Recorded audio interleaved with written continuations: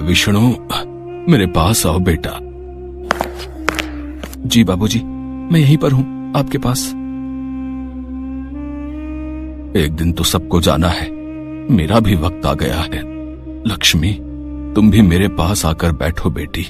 अब सुंदर कहाँ है? भैया रास्ते में है बाबूजी, बस पहुंचते ही होंगे। वो भी आ जाता तो ठीक रहता। तुम सबको एक जरूरी बात बतानी थी, कहीं उसके आने से पहले मेरे प्राण न निकल जाएं। ऐसा न कहिए पिताजी, आपको कुछ नहीं होगा। भैया भाभी बस आते ही होंगे। आएंगे, जरूर आएंगे वो, पर मेरे चले जाने के बाद और आते ही अपना हिस्सा मांगेंगे। अच्छे से जानता हूं उन दोनों को। तुम दोनों बहुत भोले हो और वो दोनों एक नंबर के चालाक। खैर, अब जो मैं बताने जा रहा हूं उसे ध्यान से सुनो। मैंने इस तरह बंसीलाल स्वर्ग सिधार गए और उनकी बात अधूरी ही रह गई। विष्णु और लक्ष्मी फूट फूट कर रोने लगे। बंसीलाल के 2 बेटे थे। बड़े बेटे का नाम सुंदर और उसकी पत्नी मालती थी, जबकि विष्णु उनका छोटा बेटा था और उसकी पत्नी लक्ष्मी थी। बंसीलाल हमेशा से विष्णु के घर पर ही रहते थे। विष्णु और लक्ष्मी उनकी खूब सेवा करते थे, जबकि सुंदर और मालती को तो हमेशा से बस बंसीलाल की जमीन जायदाद से ही मतलब था। जैसा कि बंसीलाल ने कहा था, उनकी मौत के बाद सुंदर और मालती वहाँ पहुँचे। विष्णु, पिताजी चल बसे क्या? जी भैया, हम अनाथ हो गए भैया। बाबूजी नहीं रहे। अब कोई बात नहीं, हिम्मत रख भाई। अच्छा ये बता, पिताजी ने जाते हुए कुछ कहा क्या? अब नहीं तो मतलब, अरे वही अपनी जमीन या खेत के बारे में कुछ? नहीं भैया, इस बारे में तो कुछ नहीं कहा। हाँ तो ठीक है ना, आप 2 ही भाई तो हो, आधी आधी बांट लो जमीन। भाभी, अभी पिताजी का देहांत हुआ है, ये सब बातें बाद में भी तो हो सकती हैं। हाँ, तो मैं कौन सा बिल्कुल अभी कागज पत्तर मांग रही हूँ। सुंदर और मालती एक नंबर के लालची थे। सुंदर बहुत पहले ही पैसे कमाने के चक्कर में शहर चला गया था और शहर में रहकर उसने अच्छा खासा पैसा भी कमा लिया था, जबकि विष्णु सिर्फ इसलिए गांव में रहा ताकि वो अपने पिता की देखभाल कर सके और खेती बाड़ी संभाल सके। इस तरह से सुंदर के मुकाबले विष्णु हमेशा से ही गरीब ही रहा। लेकिन इस बात का न तो विष्णु को कोई अफसोस था और न ही उसकी पत्नी लक्ष्मी को। दोनों ने मिलकर बंसीलाल का बहुत अच्छे से ख्याल रखा और उन्हें कभी कोई कमी नहीं होने दी। जबकि अमीर होने के बावजूद सुंदर और उसकी पत्नी मालती एक नंबर के कंजूस और लालची थे। उन्होंने जीते जी तो कभी बंसीलाल की सुध नहीं ली, लेकिन अब उनके देहांत के बाद अपना हिस्सा मांगने जरूर पहुंच गए थे।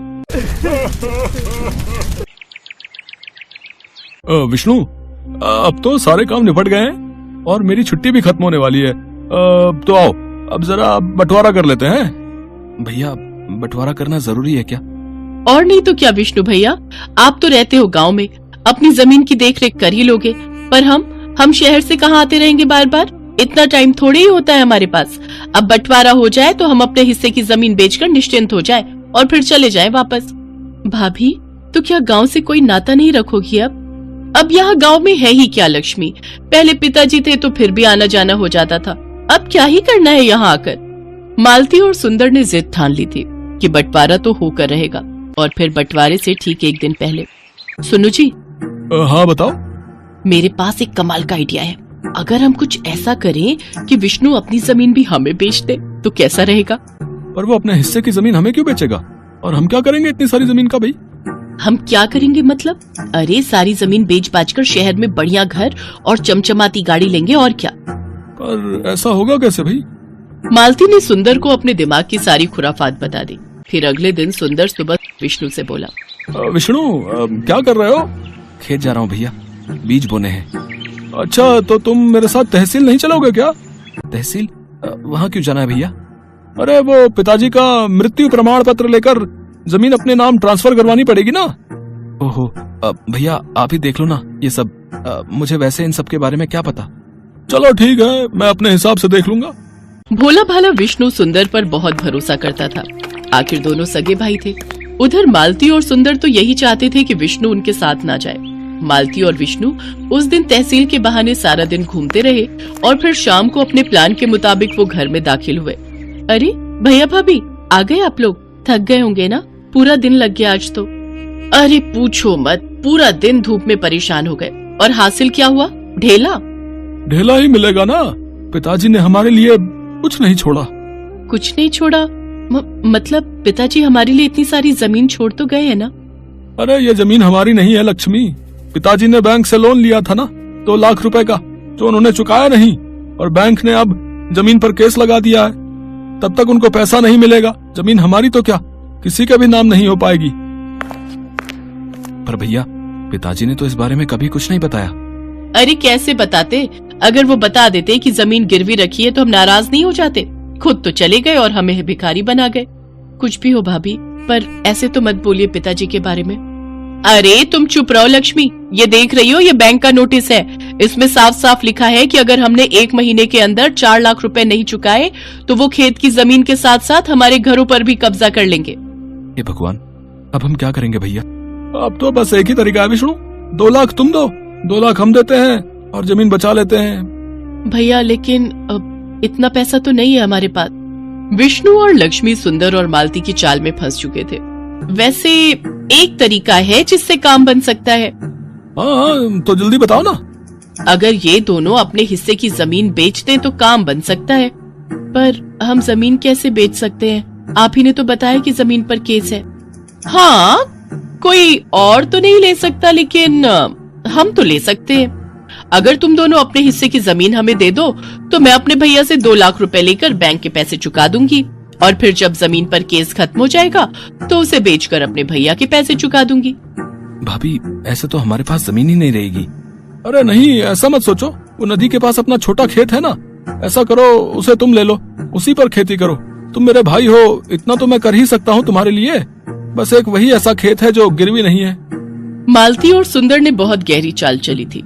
उधर विष्णु और लक्ष्मी सोच रहे थे कि उनके भैया भाभी ने उनका घर बिकने से बचा लिया है। फिर वैसा ही हुआ जैसा तय हुआ था।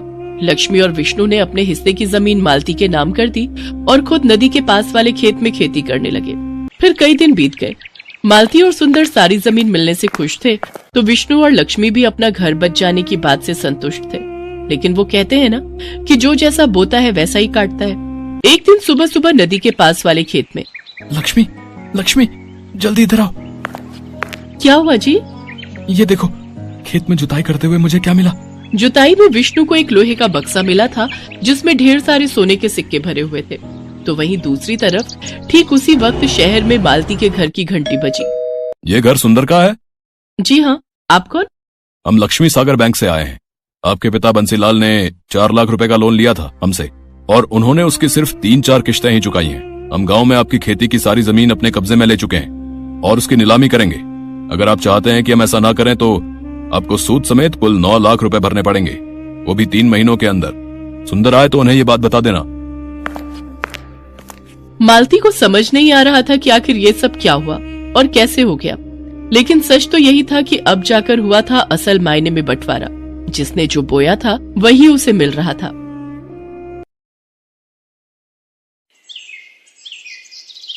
उर्मिला माधोपुर गांव में रहती थी।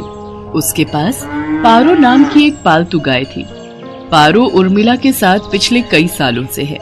पति के देहांत के बाद इसी गाय के सहारे उर्मिला ने अपने परिवार को चलाया। उसकी गाय का दूध पूरे गांव में मशहूर था। गांव के सभी लोग उर्मिला से ही दूध लेते थे। उर्मिला का बेटा शहर में पढ़ता था। वहीं उसे पूनम नाम की एक लड़की से प्यार हो गया और उसने अपनी माँ को बिना बताए पूनम से मंदिर में शादी कर ली। आज वो गांव वापस आने वाला था। उर्मिला बहन, 2 किलो कर देना दूध। 1.5 किलो मुझे भी देना। क्या बात है उर्मिला बहन, आज तो तुम बड़ी खुश दिखाई दे रही हो। बात ही खुशी की है सरोज बहन, आज मेरा बेटा गांव वापस आ रहा है। बस जल्दी जल्दी काम निपटा कर उसी के लिए बढ़िया बढ़िया पकवान बनाऊंगी। पता नहीं शहर में उसे क्या खाने को मिलता होगा और क्या नहीं। अच्छा तो ये बात है, चलो बहुत बढ़िया हुआ। कब से बेटे के बिना अकेले रहते रहते तुम उदास हो गई हो। अब वो आ जाएगा तो तुम्हारे साथ काम में भी मदद कर देगा। हाँ वो तो है। अरे आ रही हूँ पारो, तू क्यों आवाज लगा रही है? मैं जानती हूँ तू भी सूरज का नाम सुनकर बहुत खुश हो रही है। रुक, मैं अभी तुझे चारा डालती हूँ, फिर तो सूरज ही तुझे खिलाएगा। उर्मिला की गाय पारो अपनी आवाज में उससे बातें कर रही थी, मानो वो भी सूरज के आने की खुशी मना रही हो। शाम के समय सूरज आ जाता है, पर अपने बेटे के साथ बहू को देखकर उर्मिला को बहुत बुरा लगता है। माँ तुम नाराज मत हो, सब कुछ बहुत जल्दबाजी में हुआ। पूनम के पिताजी की तबीयत ठीक नहीं थी और वो चाहते थे कि हम ये शादी जल्दी से जल्दी कर लें, इसलिए मैं आपको बता ही नहीं पाया। पर अब मैं आपके साथ ही रहूंगा, आप चिंता मत करो। और माँ पूनम बहुत अच्छे स्वभाव की पढ़ी लिखी लड़की है, आप एक दूसरे को आसानी से समझ जाओगे। ठीक है, देखती हूँ वो मुझे कितना समझती है। गांव के रहन सहन और शहर के रहन सहन में बहुत फर्क है बेटा। उर्मिला की तरह पूनम घर के कामकाज नहीं कर पाती थी, उसे तो घर का कोई भी काम करना नहीं आता था। सूरज, तुमने मुझे कहाँ लाकर पटक दिया है? मुझसे ये घर के काम नहीं होते, हमें शहर वापस चलना चाहिए। उस गाय का गोबर साफ करो, उसे चारा डालो, उसे नहलाओ, घर की लीपा पोती करो। ये सब करके तो बदबू के मारे मेरा बुरा हाल हो रहा है। ऊपर से तुम्हारी माँ को माँ जी का नाटक करते हुए लहसुन प्याज ही काटती रह जाऊंगी। कैसी बातें कर रही हो पूनम? यहाँ पर सारा कामकाज बना हुआ है। मैं तो यहाँ पर बढ़िया सी डेयरी खोलने की सोच रहा हूँ। दूध, घी, पनीर, दही और कुछ खास मिठाइयों की बहुत ही बढ़िया डेयरी खुल जाएगी। हमारी अच्छी खासी कमाई हो जाएगी। शहर में घर का किराया, खर्चा पानी कितना ज्यादा है, वहां पर मुझे काम सेट करने में ही सालों गुजर जाएंगे। और जहां पर मेरा अपना खुद का घर का काम है, हम शहर में क्या करेंगे? तुम्हें पता भी है, हमारी गाय का दूध पूरे गांव में मशहूर है। सोचो हम कितना कमा लेंगे। और फिर हमारे यहां रहने से मां को भी सहारा रहेगा, वो बेचारी अकेले काम नहीं संभाल पाती है। अच्छा तुम काम करो, मैं थोड़ी देर बाजार होकर आता हूं। कह तो सूरज ठीक ही रहे हैं, शहर में काम करने के लिए पैसों की भी जरूरत होगी। यहाँ पर तो अपना मकान, अपना काम है, और फिर हमें तो पैसे कमाने से मतलब है। कुछ सालों में अच्छे पैसे कमा लिए तो बाद में शहर जाकर बस जाएंगे। पर मुझे किसी भी तरह से सासू माँ से अलग होना है, ताकि उस गाय पर मेरा कब्जा हो जाए। पता नहीं, माँ जी तो बहुत चालाक है, कितने पैसे अपने अंदर करके बैठी होंगी। पूनम को पता था कि सूरज गांव में ही काम बढ़ाने वाला है, इसलिए वो अलग होने के रास्ते ढूंढने लगी। सूरज, सुबह से काम कर करके मैं थक गई हूँ। मेरे आने के बाद माँ जी ने घर के सारे काम मेरे ही जिम्मे डाल दिए हैं। गाय को नहलाना, धुलाना, गोबर साफ करना, चारा डालना, सारी देखभाल तो मैं करती हूँ। और दूध बेचने के टाइम पर माँ जी गल्ला लेकर तखत पर खुद बैठ जाती हैं। ऐसे थोड़ी होता है। मैं अब और बर्दाश्त नहीं कर सकती। जब मैं इतना काम कर रही हूँ तो फिर मैं अलग ही रहूंगी। मुझे माँ जी के साथ नहीं रहना। और हाँ, उस गाय पर मेरा हक है, मुझे तो बस बंटवारा चाहिए, गाय का बंटवारा। पूनम इतनी जोर जोर से चिल्लाकर ये बात कह रही थी कि उसकी बात उर्मिला के साथ साथ पड़ोसियों ने भी सुन ली और सब वहाँ आ गए। बहू, बंटवारा? वो भी मेरी पारो का? मेरे जीते जी ऐसा कभी नहीं होगा। और तुम जानती ही क्या हो पारो के बारे में? उसे मैंने बहुत प्यार से पाला है, उसकी देखभाल की है। तुम मेरी पारो को एक दिन भी रख कर तो दिखाओ, वो तुम्हारे साथ एक दिन भी नहीं रहेगी। हाँ हाँ, इस गाय की देखभाल मैं कर लूंगी, आप उसकी चिंता मत करो। पर एक शर्त है, आप बीच में दखलंदाजी नहीं करोगी। मैं जैसी मर्जी गाय की देखभाल करूं, आप उससे दूर रहोगी। सूरज, अगर आज बंटवारा नहीं हुआ तो मैं तुम्हें छोड़कर शहर चली जाऊंगी। माँ, अगर पूनम चाहती है तो आप उसे गाय दे क्यों नहीं देती? उसे एक बार कोशिश करने तो दो।